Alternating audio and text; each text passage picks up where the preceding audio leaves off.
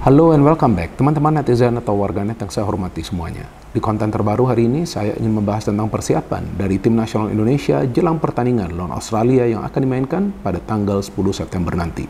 Seperti yang kita ketahui teman-teman, bahwa pertandingan lawan Australia adalah pertandingan kedua bagi tim nasional Indonesia di round 3 babak kualifikasi Piala Dunia tahun 2026 zona Asia. Setelah sebelumnya berhasil mendapatkan 1 poin dari kandang Arab Saudi. Artinya tentu para pemain dari timnas kita fokus 110% agar bisa meraih kemenangan untuk bisa menjaga peluang agar minimal lolos ke round 4 dari babak kualifikasi Piala Dunia tahun 2026. Dan jika timnas kita bisa lolos ke round 4, tentu timnas kita akan punya peluang untuk bisa lolos ke Piala Dunia, karena di atas kertas tentu lawan-lawan yang nanti akan dihadapin di round 4 adalah tim-tim yang tidak sekuat seperti yang dihadapin di fase grup C ini. Tapi seperti yang kita ketahui bahwa timnas kita kan sejauh ini masih dianggap sebagai tim underdog, yang menurut saya bagus juga, walaupun Shin Tae-yong mengatakan bahwa timnas Indonesia sekarang sudah masuk ke tahap yang lebih tinggi atau level yang lebih tinggi, yaitu karena mulai bermain di level Asia.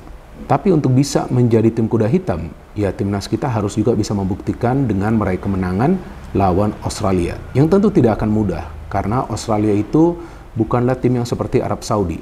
Kalau Arab Saudi, para pemain mereka memang mayoritas bermain di liga domestik, dan sebetulnya dari segi kekuatan mereka tidak sekuat seperti Jepang dan juga Australia. Kalau Australia ini beda ya, bahkan dari 24 pemain yang dibawa oleh pelatih mereka, Graham Arnold, hanya 2 di antara mereka yang bermain di liga domestik. Sisanya bermain di luar Australia, dan kita tahu bahwa mereka punya pemain-pemain yang sudah matang, pemain-pemain yang mayoritas bermain di Eropa.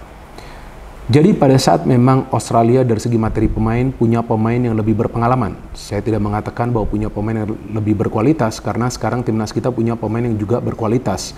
Dengan begitu banyak pemain kita yang bermain di Eropa. Tapi dari segi pengalaman, sebetulnya para pemain Australia jauh lebih berpengalaman, karena ini adalah tim yang tidak mengalami perubahan yang signifikan dari tim yang sebelumnya bermain di Piala Dunia tahun 2022.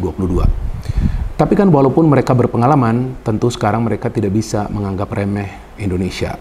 Buktinya bahwa pada saat mereka menjalani sesi latihan tersebut secara tertutup. Artinya mereka mulai khawatir dengan kekuatan dari Indonesia.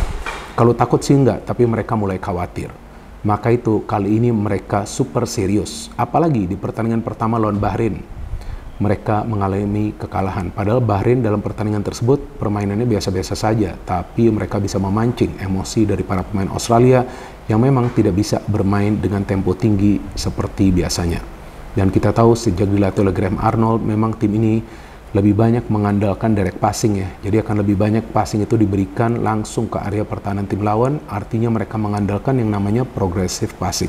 Tapi yang menarik adalah bahwa mereka menjalani sesi latihan secara tertutup dan memang mereka tidak memberikan banyak informasi tentang persiapan mereka. Artinya jelas mereka ingin mendapatkan minimal 1 poin dari pertandingan pada tanggal 10 September nanti.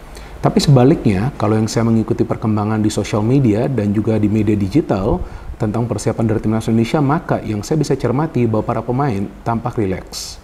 Oke lah, mereka sudah menjalani latihan, tapi ada juga beberapa cuplikan video di mana para pemain justru berkumpul ya, secara bersamaan mereka menikmati makan malam atau juga makan siang. Kemudian ya ada juga tuh Martin Paes yang bernyanyi. Jadi sepertinya para pemain kita percaya diri. Ya percaya diri itu harus ya teman-teman, apalagi pada saat berhadapan dengan tim yang kuat. Tapi saya harapkan jangan juga overconfidence. Karena walaupun bisa mendapatkan 1 poin di kandang Arab Saudi, tapi kan bukan berarti kemudian timnas kita sudah pasti bisa menang lawan Australia. Nggak bisa seperti itu hitungannya. Tapi tentu dari segi peluang, ya timnas kita punya peluang yang bagus untuk bisa meraih kemenangan lawan Australia. Apalagi kita tahu bahwa di Piala Asia U23 lalu, timnas kita berhasil juga mengalahkan Australia dengan skor tipis ya, kalau nggak salah pada saat itu ya, 1-0 ya. Dan memang pemain mereka juga ada miss penalti di pertandingan tersebut. Tapi secara permainan mereka juga menyuguhkan permainan yang bagus. Jadi ya memang Australia ini adalah tim yang lebih kuat daripada Saudi, walaupun memang mereka di bawah Jepang. Jadi pada saat para pemain kita itu tampaknya percaya diri, artinya yang kita harapkan mereka nanti akan bisa bermain secara tenang di atas lapangan. Dan kita tahu bahwa sekarang ini semua pemain bersatu untuk bisa mempersembahkan yang terbaik bagi tim nasional Indonesia. Nah, inilah yang kita inginkan. Artinya memang dari Sintayong dia coba untuk membuat chemistry di antara para pemain itu kuat, bukan saja pada saat mereka bermain di atas lapangan tapi pada saat juga mereka berada di luar lapangan. Seperti yang tadi saya katakan, ada sesi makan malam atau juga makan siang, bahkan yang saya dapat informasi bahwa semua pemain harus makan siang atau makan malam atau juga sarapan secara bersamaan. Mereka semua harus hadir pada saat memang ada makan siang atau makan malam ya.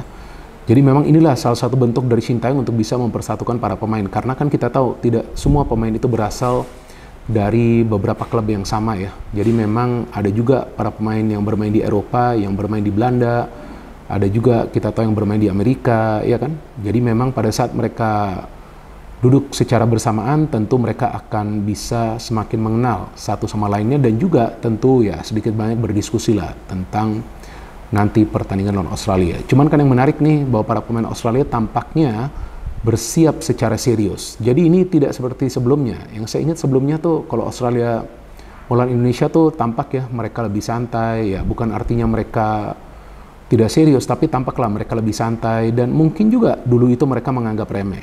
Tapi kali ini tampak jelas mereka khawatir. Tapi kita sebagai pemain ke-12 kita harus terus memberikan dorongan kepada para pemain kita agar mereka bisa bermain dengan level of confidence yang dibutuhkan.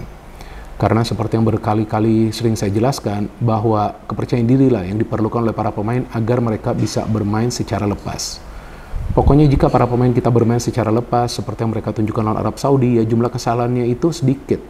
Ya memang Martin Paes melakukan kesalahan, tapi kita harapkan dia tidak melakukan kesalahan yang serupa, tapi bagus juga dia bisa melakukan save ya dari penalti ya. Dan juga memang itulah kebiasaan dari Martin Paes, dia akan selalu mengambil resiko. Dan juga saya harapkan para pemain kita yang bermain di lini pertahanan juga bisa bermain sama seperti mereka tunjukkan lawan Arab Saudi. Apa itu? Yaitu jangan terlalu lama menguasai bola di area pertahanan sendiri.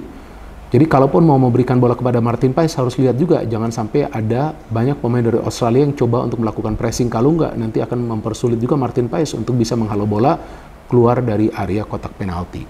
Tapi kan sekarang enak juga kita melihat bahwa para pemain kita tampak rileks. Ya karena memang mereka yakin dengan kekuatan mereka. Jadi keyakinan itulah yang akan mereka bawa di atas lapangan teman-teman. Dan kita lihat loh, bahwa para pemain kita yang bermain di atas lapangan itu bisa memberikan instruksi kepada satu sama lainnya. Ya instruksi itu artinya ya agar bisa menjalin kerjasama yang baik. Jadi artinya dari segi komunikasi, ya mereka cukup baik ya di atas lapangan. Karena kalau komunikasi itu gak lancar, tentu akan sulit bagi mereka untuk bisa yang pertama-tama bertahan secara kolektif kan mereka bertahan secara kolektif dan juga tentunya pada saat membangun serangan. Karena jika teman-teman perhatikan di pertandingan lawan Arab Saudi, para pemain kita pada saat menyerang, maka mereka tidak bergerak secara sendirian, tidak bergerak secara individu, tapi secara kolektif. Artinya support dari second line juga sangat baik. Maka itu para pemain kita beberapa kali bisa melakukan yang namanya umpan-umpan kombinasi. Dan itulah yang menyulitkan para pemain Arab Saudi. Tapi untuk pertandingan lawan Australia, ya feeling saya strateginya akan berbeda. Karena lawannya juga lebih kuat daripada Arab Saudi, meskipun kita bermain di tanah air. Dan berita terakhir juga tentang kondisi rumput GBK, bahwa memang ada beberapa bagian yang harus diperbaiki dan kita harapkan itu bisa diperbaiki sebelum pertandingan ini dimainkan pada tanggal 10 September nanti. Tapi poin yang ingin saya buat di konten ini, bahwa saya sangat senang melihat kepercayaan diri di antara para pemain kita, karena jika mereka tetap percaya diri seperti ini, artinya mereka tidak akan bermain dengan beban. Walaupun tentu kita semua ingin agar timnas kita menang, tapi seperti yang selalu saya katakan, kita juga jangan over ekspektasi. Dan kita juga jangan membangun narasi-narasi yang terlalu bombastis di sosial media. Bahwa seolah-olah timnas kita tuh sudah pasti akan lolos ke Piala Dunia dan juga sudah pasti akan mengalahkan Australia. Karena tidak ada yang pasti dalam sepak bola. Seperti juga yang selalu dikatakan oleh Sintayong, bahwa bola itu bundar, bukan binder. Ya kan? Jadi kita tetap support teman-teman timnas Indonesia, dan saya ingin kembali berterima kasih kepada teman-teman yang mendukung kemajuan dari channel YouTube Bola Bung Binder, karena hingga hari ini jumlah subscribers telah melewati 1 juta.